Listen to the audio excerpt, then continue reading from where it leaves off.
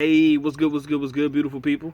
Good dot back again, once again. Just got home from work and got home from the workout. So we're going to go ahead and satisfy some questions that were asked in the previous video that you guys saw about the cold hard truth about studying abroad.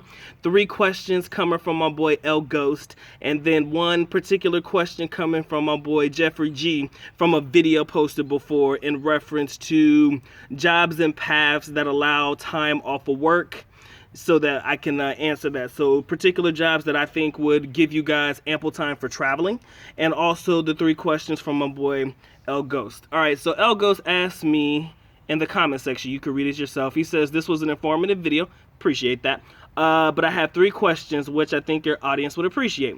And if he feels the audience will appreciate it, that is the reason why the video is being made. Okay, he says, what quality master's, MBA, or PhD program? He said, what is the typical price for completing a quality master's, MBA program, or PhD in the Philippines?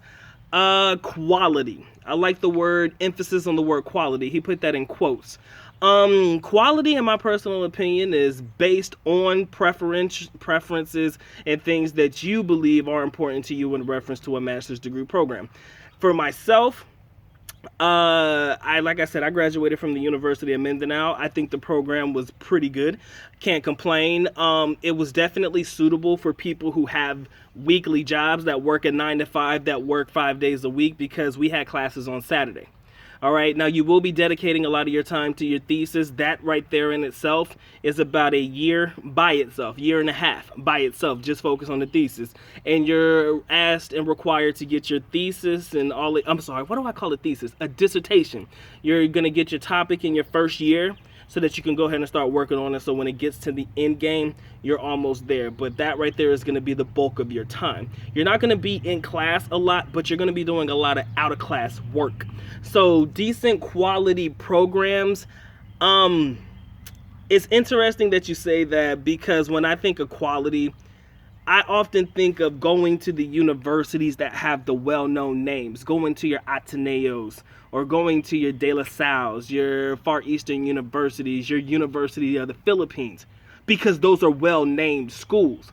Now, I can't talk about the quality of the education, but I do believe that they are higher up. And if you're talking about a price, I would think anywhere between $25,000 to $30,000 a semester will probably be okay. Now, again, you're looking at $500-600. That's what we're looking at. I think that that is a good range. Where I went to school, it was far less. I'm going to be honest with you.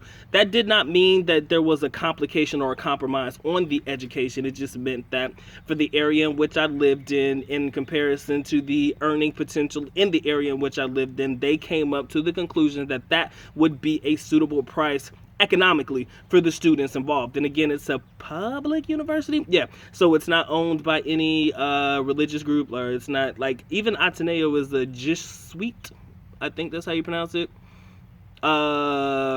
organization, the Jesuit religious organization. And of course San Pedro College Catholic school. But like I said, I think 600-ish would probably not be bad. Anything more than that, you're pushing it. I think that that would be a suitable price for foreigners in general. Okay, next question is, if you're studying on an education visa, are you permitted to stay in the country during summer breaks, or do schools offer year-long sessions to accelerate the course completion?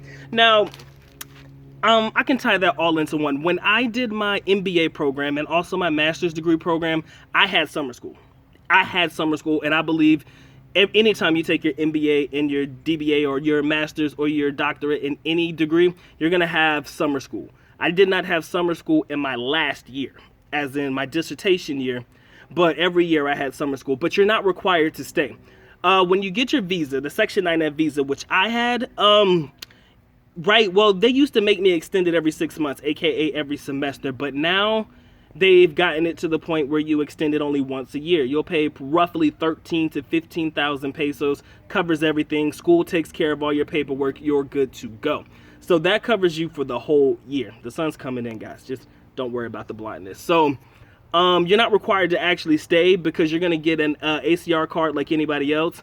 And you might need permission to leave like anybody else. You might have to check up on that. But when you're exiting, you need to let them know, okay, I have an ACR card, and you need to make sure that you're at least back before it expires. That would be it. But there is no reason or logic for you to say, oh, I can't leave the country, I'm stuck here because of this. The only reason you would be stuck there is if you have school. You're not required to actually stay during the summer breaks. All right.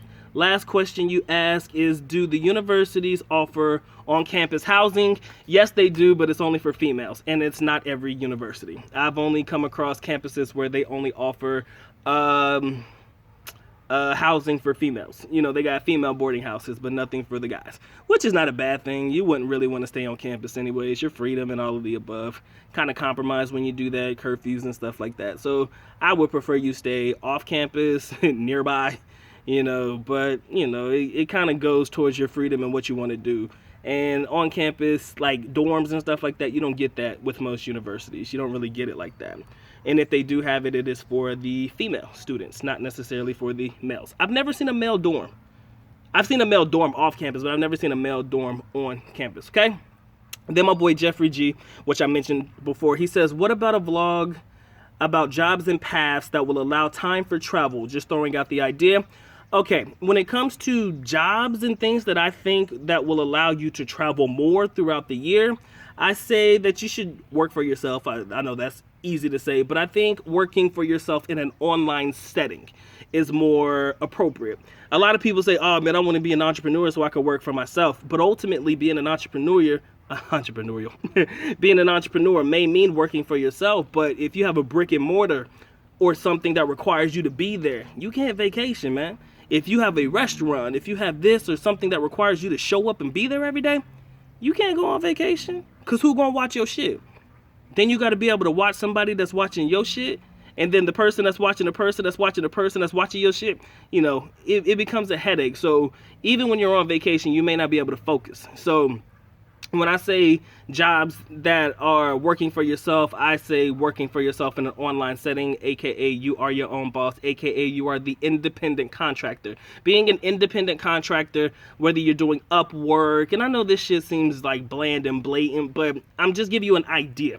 With Upwork, you kind of create your own shit, you know? You go on there and, you know, you look for jobs based off of that, you know, writing papers and things of that nature. But, you know, also, I think teaching. A lot of people fail to realize that teaching definitely does give you time for travel, because you're guaranteed to have your times off. When the kids are out, normally you're out. So when the kids are out during Christmas time, you can travel during Christmas time.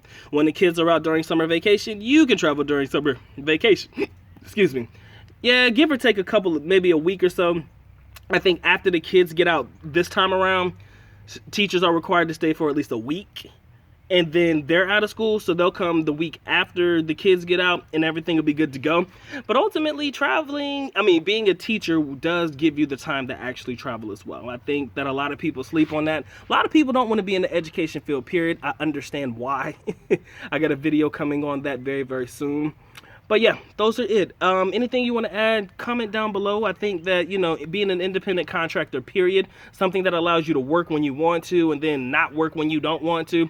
Awesome, awesome, awesome. Shout out to my boy HT Logistics. I know I'm shaking a little bit, but trying to hold the camera and, you know, hold my phone and all that stuff is too much work. But shout out to the homie HT. He is an independent contractor by trade. I mean, he drives his own truck. He want to work, he works. When he don't want to work, he don't work. Go on vacation. That's the kind of life that you need. I'm not saying become a truck driver if you're not ready for that lifestyle. But if you bout it, do it. So there are things that you can do. I just say be an independent contractor. That way you're not committed to doing something for X amount of time if you don't want to. You know, okay, you commit yourself to doing something for 3 months, you're off 3 months. Consider doing something for 6 months, off 6 months, or something that you can do in that thing to provide the flexibility of travel. Hope that I satisfied the video. I don't know. I just said some shit. Anything you want to add, comment down below. The Good Doc's officially out. At least Nako Paalam, which means we are going now. Bye-bye. As always, love you guys. Mahal kita, mabuhay. Peace.